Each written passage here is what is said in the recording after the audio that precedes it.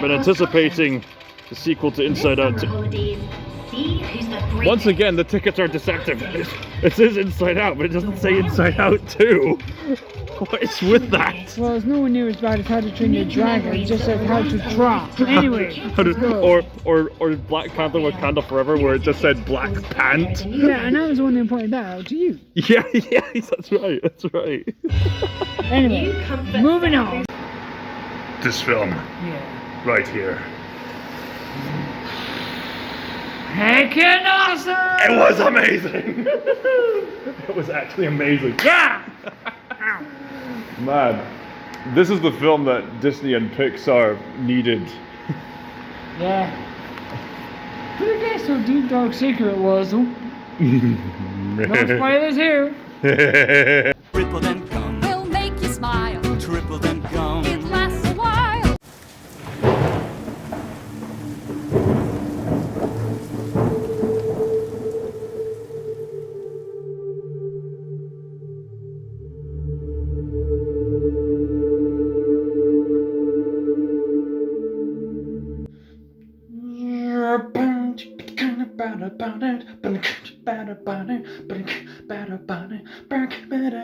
I think we can all collectively agree that there was a lot going in for Inside Out 2. The fact that it's a sequel to one of Pixar's most successful movies led by one of the most beloved directors. One of the reasons why myself and so many others were looking forward to a possible sequel for Inside Out was because behind the scenes of the Inside Out movie was that there was just so many concepts that they were willing to explore with this idea of the personification of emotions in the mind, that they didn't have time to express all of these ideas within one movie. There was just so much. But now that there's a sequel, they have the chance to expand on ideas as the main character Riley transitions from pre-teenage days to teenage years. This is Joy, coming to you live in Riley's mind. All of us are familiar with a coming-of-age story, but the Inside Out series has proven itself to be a series that delves into the coming-of-age story from a new angle, from what goes on internally. I suppose I should do the modest thing and give a quick thoughts of the first Inside Out movie, just to give you an impression of what Inside Out 2 has to offer. The first Inside Out movie delves into the internal mind of a young girl named Riley,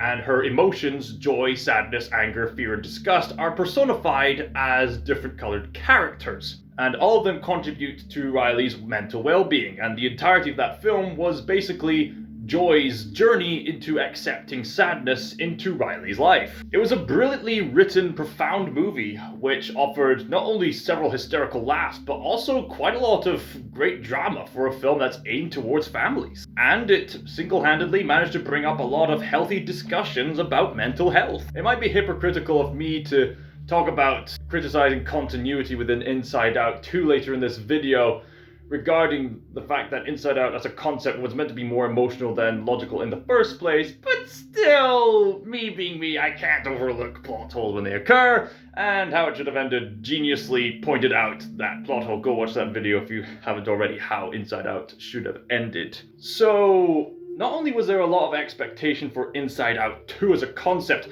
but also in recent years, more and more Disney fans had grown very disillusioned from the malaise surrounding the hypocritical practices of the more corporate side of Disney, which ranges from their constant attending to pointless live-action remakes, which have gotten more and more pointless as time has gone by, and said live-action remakes are usually pretty poor in quality compared to their original animated counterparts, however you define animated these days. The Disney company has also been called out for how they ruined the once great Star Wars and Marvel franchises, and plenty of fans online have been talking about how the Marvel Cinematic Universe has been drawn out way too much to the point where the stories are kind of meaningless now, and the Star Wars franchise, likewise, to the point where they've recently produced stories that completely contradict pre-established lore. The Disney company has constantly been called out for their constant pandering as a means to shield their otherwise poorly written stories, and anyone who would dare question or criticize their works must be some kind of terrible person. And they've tried hurtling these criticisms towards people who've just tried to speak common sense in the past, and they have failed time and time and time again to the detriment of their box office numbers, and they clearly have not learned from their mistakes. There was also this controversy regarding Pete Docter saying something to shill for the corporate side of Disney, and that controversy was covered by Schaeferless Productions. You can watch his video for more information on that. You know, everyone's favorite Tamato impersonator. So given all this hypocritical nonsense coming from corporate Disney, fans of Pixar had every right to be cautious regarding Inside Out 2. After all, despite Soul and Luca being quite successful, Turning Red and Lightyear were not received very well by people. Sure, Elemental gradually got its audience worldwide, but Pixar was having a bit of a constant series of flops. So, given the state of the Disney company, as well as the Pixar company, everything depended on whether Inside Out 2 was successful or not. And thankfully, by the tone of this video, I can safely say, yes, Inside Out 2 is a success. It is absolutely a great film, and I would highly recommend families go watch this. In fact, I'm amazed that a film of this quality can come out from modern Disney these days. In fact, this film is probably so profound, I have to split this video into 2 parts, just so I can express everything I love about this particular movie. I will give a non-spoiler description of Inside Out 2, but for those of you who have not seen the film yet, I will give full-on spoilers of what occurs, so you have been warned. Anyway, non-spoilers. Inside Out 2 is set after the events of the first Inside Out film. Riley is now age 13, and she's beginning to go through her puberty years. She's enjoying her ice hockey hobby with her best friends, but it seems that, looking back now, her life, her friendships, and everything surrounding that will be put to the test when Riley begins to go through puberty. Radical new changes are made to the workplace of Riley's mind. The emotions of joy, sadness, anger, fear, and disgust are having a troublesome time managing to adjust to the new changes, and once more they are introduced to brand new emotions who will make a radical change to the way Riley interacts with others and herself. These new emotions are anxiety, envy, embarrassment, and ennui. There's also this granny emotion at the back named nostalgia, which is such a genius concept, and given her design, I am convinced that the Pixar creators took deliberate inspiration from the member berries from South Park. Remember when Disney started turning out live action remakes? Remember when there were only 3 movies in the Toy Story franchise? Remember when people said Toy Story 4 would be the last Toy Story movie? Oh, I remember that movie. So, Anxiety thinks that she can run things better than the 5 original emotions, so she sends joy, sadness, fear, disgust, and anger to literally be bottled up into the secrets vault of her mind. And now, those 5 emotions have to find a way to break out, find the source of Riley's core beliefs, and use that to restore Riley's mindset before things get worse. Meanwhile, Anxiety is sorting out Riley's life into what she thinks is going to be an ideal lifestyle, but anything more to say I'll reserve for the spoiler section of this video. So given the premise of this movie, I can understand why some fans would complain, this is just the first movie all over again, just with some coating of new concept in there. Remember the first movie? I remember the first movie. I can understand why people could have that critique, because when you really break down Inside Out 2 conceptually, yeah, it pretty much does have the same plot rhythmics and the same plot beats as the original movie. However, I will say this. The way they present these concepts and these new ideas is done in such a brilliantly creative, funny, as well as deeply profound manner. I'd say it was worth it, because this movie has some messaging that is absolutely needed for anyone of any age. Could it have been handled maybe a little bit better? I suppose perhaps people could argue that some of the core, the use of the word core, some of the core messaging could have been foreshadowed a little bit better throughout the story, or maybe people just weren't paying close enough attention in their first viewing. But either way, Inside Out 2 still presents a genius interpretation of how the mind works, as well as having a great message about how to handle our emotions in a balanced and healthy manner.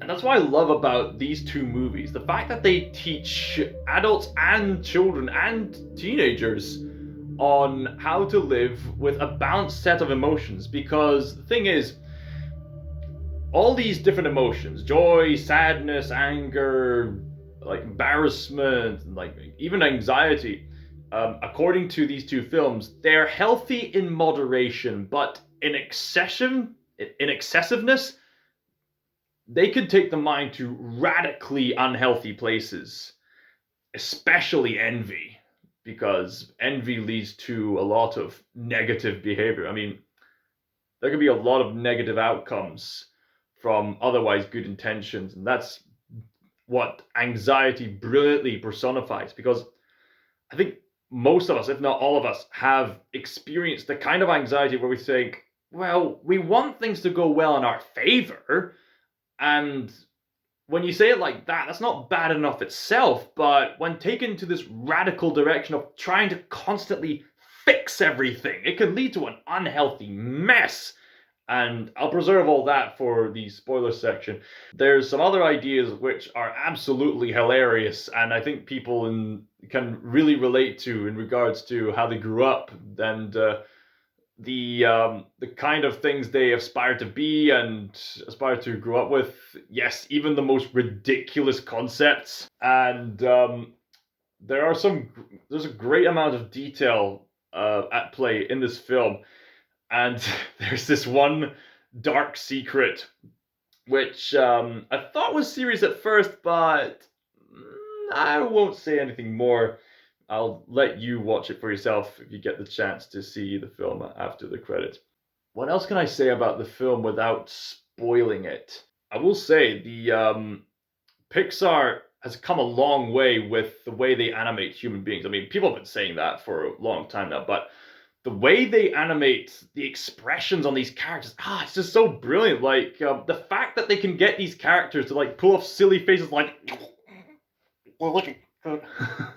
and other faces like that, or the fact that they can get these accurate expressions of teenage characters, it shows they've really come a long way in how they animate their characters. Animation is such a gift, because it can really, bring inanimate things to life and, express in such a profound way. Like, this is the same company that previously made the horrifying nightmare that is the Tin Toy Baby. Oh, come on, what are you so terrified of? God bless me. God help me. And now they're just making films like Coco and several Toy Story movies and Inside Out 1 and 2, where the human characters are really expressive, and it's done in a greatly immersive way. Yeah, I love these character design. I love the way these characters are animated. Like, they look great. They look absolutely great. And of course, the music, is always on point in regards to the atmosphere that this film's trying to create. And overall, the theming messaging is great for the family.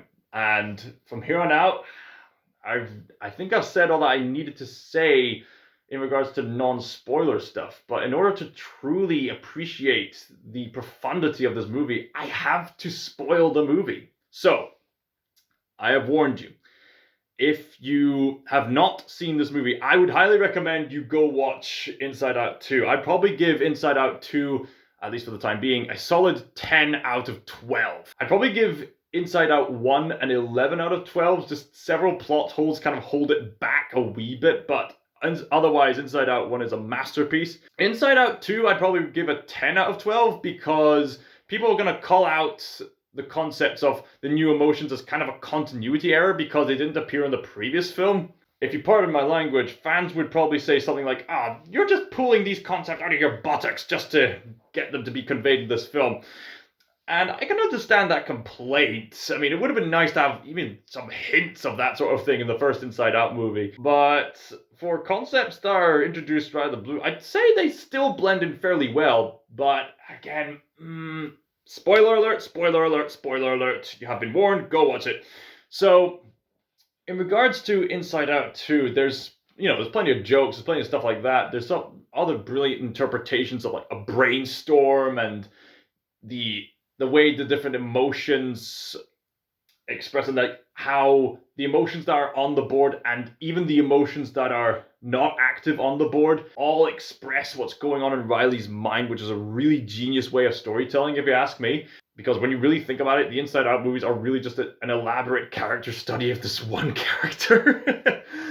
In Inside Out 2, there's brand new concepts that are being expressed, not only with the new emotion characters, but also with this fascinatingly creative concept called belief systems. Basically, in the emotion HQ, there's this elevator that can take the emotions all the way down, even beyond the forgetting pit. It's at the center where the streams of consciousness wash these other emotions into this nice soothing pool, and any memories and emotion memories. I really need to get the terms right, otherwise I'm going to confuse my audience. So basically, the emotions take this elevator down beyond the forgetful pit and into this nice, cool pool, which is the center of where parts of the streams of consciousness gather, and memories can also be collected there. And any memories that combine different emotions together, or any memories at all, can be used to be placed into the pool. And once it's placed into the pool, this miraculous string of light shoots up from the pool to express some belief system of how Riley perceives her life, how she perceives others, and most significantly in regards to mental health, how she perceives herself.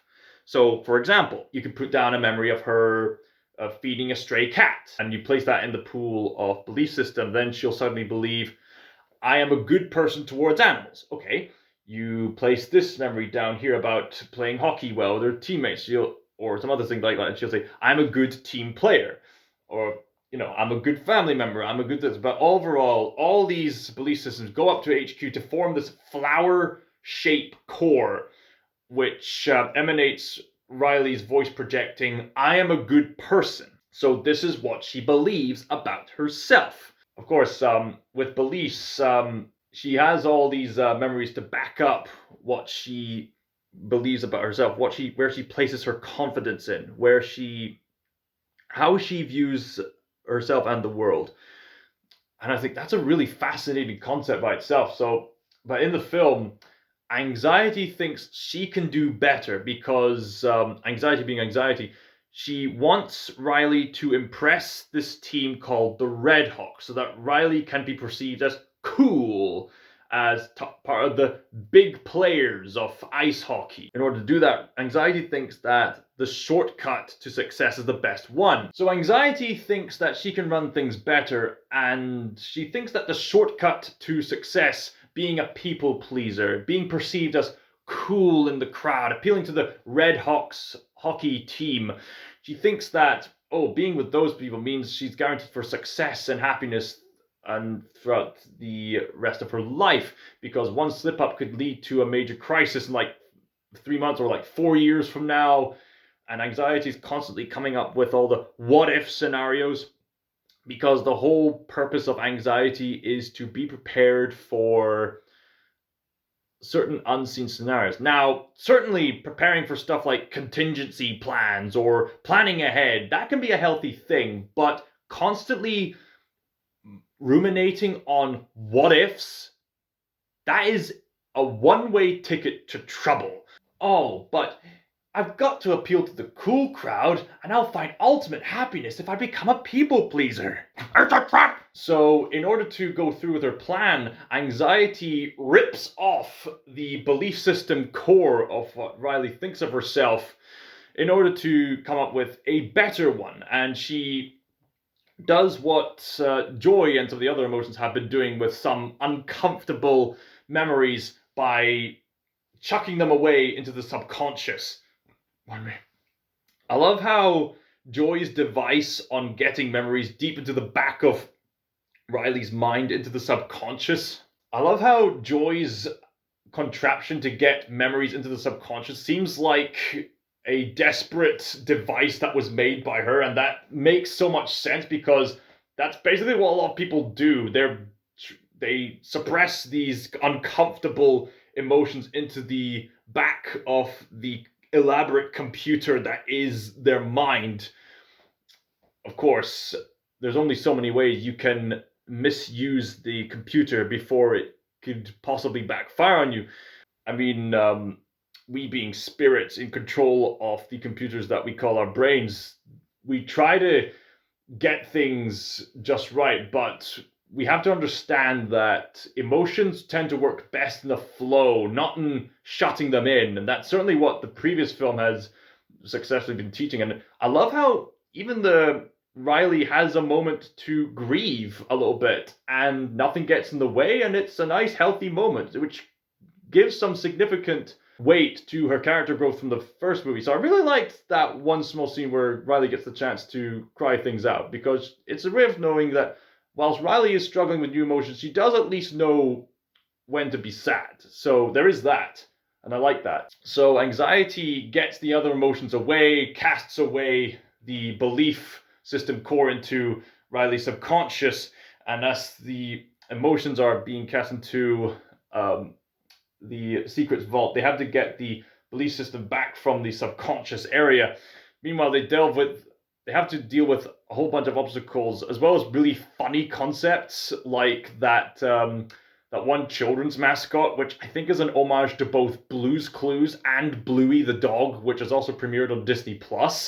The emotions meet up with characters that Riley has kept secrets in regards to how she presents herself, such as this one cartoonish dog character who's meant to be some kind of parody of both Blue's Clues and Bluey. And there's this one video game character which Riley kind of had a crush on. She's over her boy band phase. Now she's into like other kinds of characters, including this one video game character who has a hilarious move, which I won't give away. There's also concepts like the sarcasm and the way they use the streams of consciousness, and there's a lot of great comedy to be had from all these different concepts, but also a lot of great imaginative concepts, such as how the suppressed emotions may have the chance to fight back against the toxic ways of excessive anxiety at times, about projection, about the catastrophe of brainstorming, as well as how the emotions interact with each other. But there's something really significant that happens by the end of the film. Brilliant stuff. The emotions find a way to get the belief core and find a way to get back to the HQ. And they find that Riley's in the middle of a big hockey game that could determine her future. And she feels like she's not enough. Anxiety has formed a new belief system where Anxiety meant well, but no matter how hard she tried, by her own efforts, she ended up getting Riley to think, I'm not enough. I'll never be enough. And that puts a lot of pressure on Riley to get things right. She thinks, okay, well, I can understand that Anxiety tries to look at the positive side, but the way Anxiety handles the situation just keeps making things worse despite her best aspirations, to the point where there's this one scene where Riley has the appearance of happiness, the appearance of trying to blend in well, the appearance of all these things, but in actuality, she's doing it with anxiety at the core of what she's doing. And Anxiety's constantly trying to fix things, and it reaches the point where Riley injures one of her friends, and then she's sent into the penalty box. And Anxiety's trying to press this button, this button, this button, this button, this button, this button. We have to do something. We have to do something. This button, this button, this button, this one, this one, this one. And then I notice Riley's starting to breathe heavily, sweat, and then I notice, wait a minute, she's placing her hand on her heart. Is she having a panic attack? Oh my days, she is! And by the time the emotions reach HQ, it's got one of the most brilliantly profound examples of what animation as a storytelling medium can do. It's a brilliantly creative vision of what happens when our mind goes into disarray and what our minds can do to heal. So in disarray, there's this brilliant imagery that so many people can relate to, of Anxiety just moving so quickly and so frenetically fast on the computer desk that she eventually forms like a tornado, like you'd see with like the Tasmanian devil from Looney Tunes, except this is much more uncomfortable to look at because this is Riley's mind, and Discuss is trying to solve things at super speed, like a million miles an hour, and just can't just mentally slow down. Because the thing about Anxiety in that state is that when Anxiety is overworking in your mind, it's hard to see things as they are clearly. Like, when you're in that state of mind, the answer to what you're looking for could be right in front of you, but you're so obsessed with trying to get things just right. You fail to be present because you're always reminiscing on the future. You're always searching for a, what if this goes wrong? Or what if this goes right? You're always listening to the bad voices in your head who try to throw you off guard. And you're always listening to fears. And even when you come up with a solution of something that could go right, you still get the same lashback from this harsh voice in your head and all these other contributing factors, both external and internal, and you just try to solve all the problems at once, and you're spinning. I remember listening to this mental health expert online that perfectly described this entire scenario, that this state of fanaticism is known as spinning, where you can't seem to stop and you're constantly just pausing, you're hesitating, you're spinning.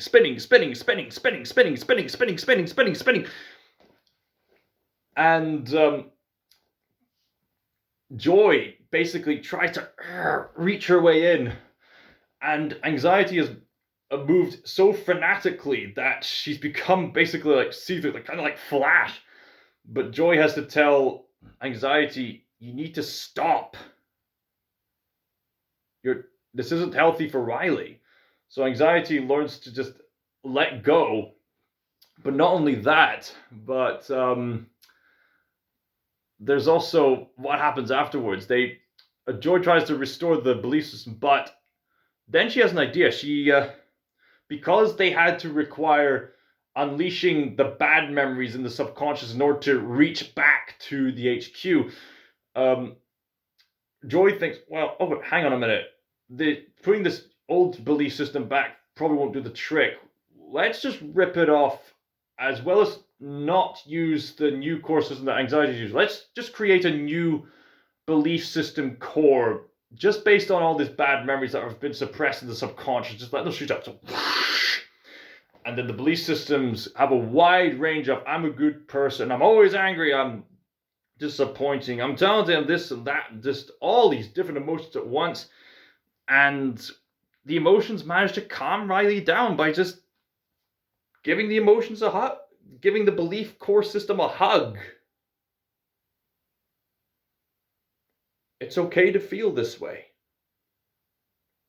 It's okay to be all these things at once. It's okay that you're not okay. Social anxiety can make you obsess over your social interactions. You may spend a lot of time and energy analyzing other people's facial expressions, body language, and tone of voice to see if they really mean what they're saying or not. So, Riley's able to calm down and atone to her friends. We don't know how to address the pain in our life. It's not solving everything overnight.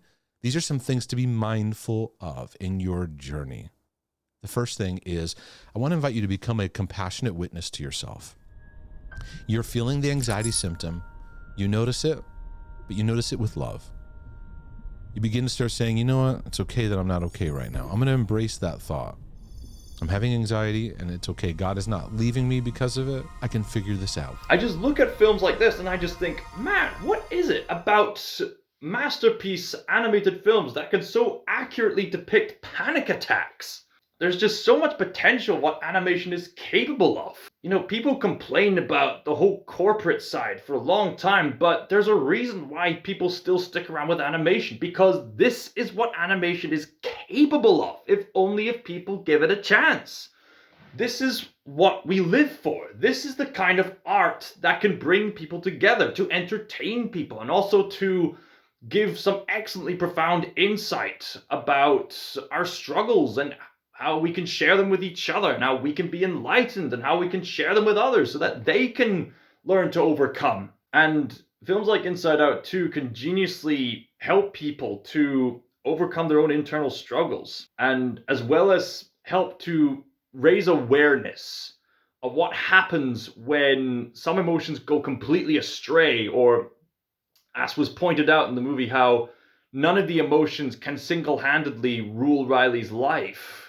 Because, as it turns out, Joy was making a bad move of suppressing these bad emotions into her subconscious in the first place. And so Anxiety and Joy both realize their errors, and they think, okay, well, none of these emotions should be absolutely suppressed. I mean, obviously, we want to avoid some bad situations, but that doesn't mean we suppress some emotions. I mean, it's not a bad thing to get angry. It's not a bad thing to have concern. It's not a bad thing to grieve. It's not a bad thing to calculate and plan for the future. It only becomes unhealthy when these emotions get distorted. And films like this help us learn how to deal with the distortions. And I can guarantee you, being graceful to yourself in these times, as this film brilliantly portrays, that is so important to mental recovery. I know firsthand. Because I've dealt with anxiety. Intense anxiety in recent years. It's not fun. Only in the past few years have I been given advice on how to take a step, regardless of the anxious thoughts that can occur in the head. It's not easy, but man, being graceful to yourself during those times of hardship, it's absolutely worth it. You have to be graceful to yourself. And sadly,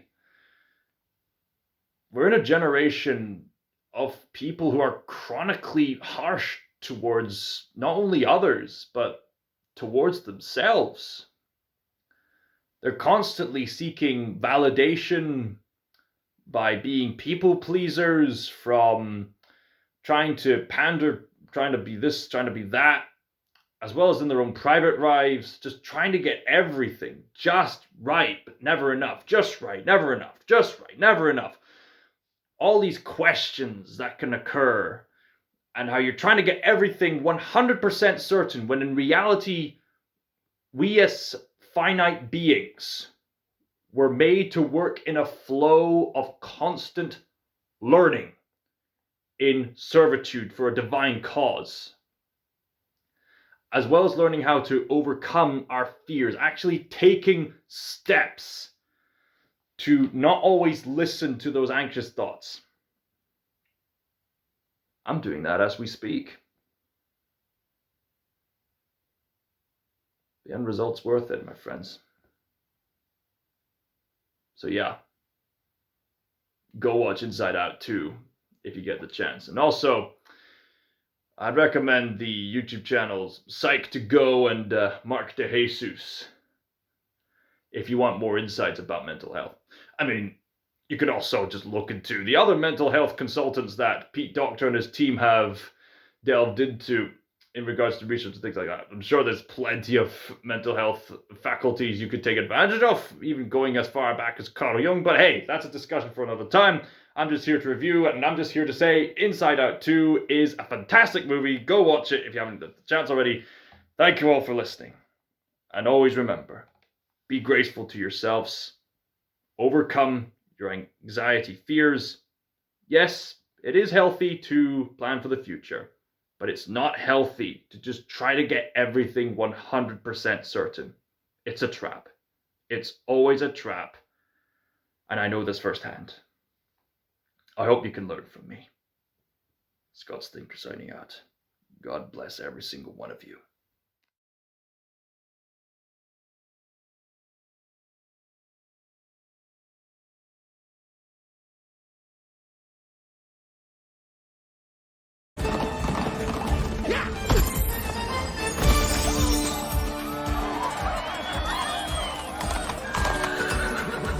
Good people, accept this golden gift.